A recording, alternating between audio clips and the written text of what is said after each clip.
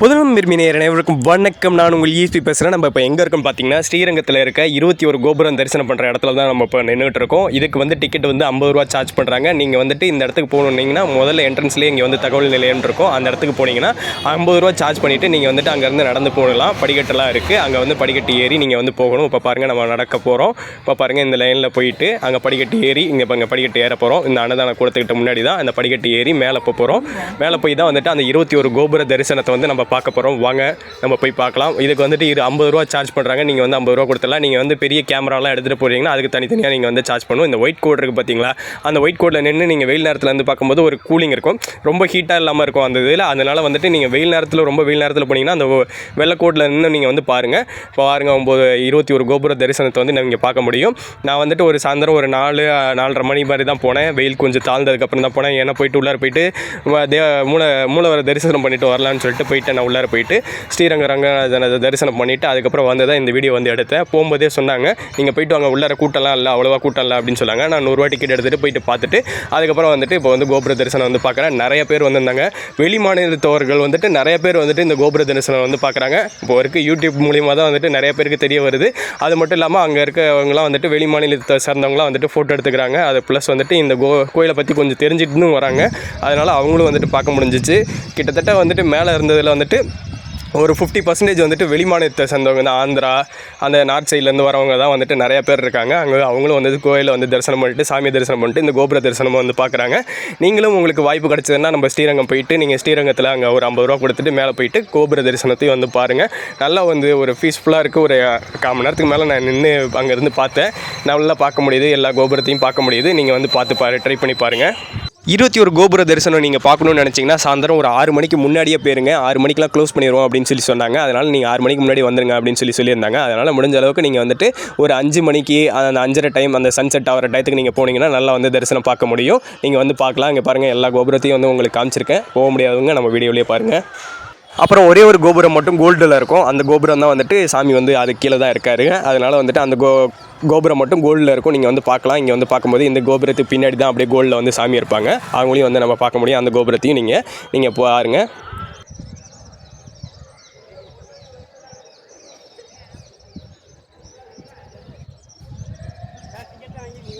வச்சுருக்கேன்.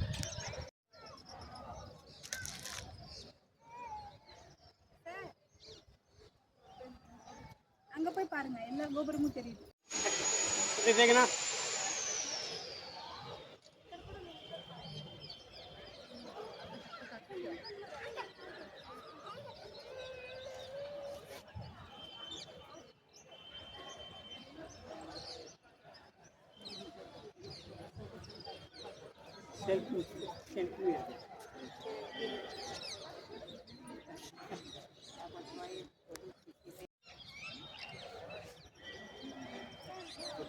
में video start कर फुल आराम से देखेगा ना, जो गोल्डन टावर है जूम करना चाहिए. ओके ऐसा करें, फुल करके लास्ट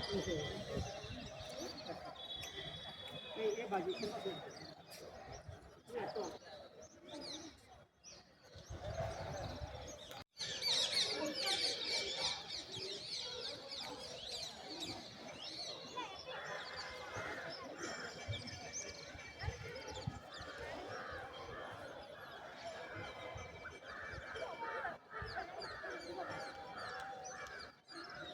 वे टिकट देना.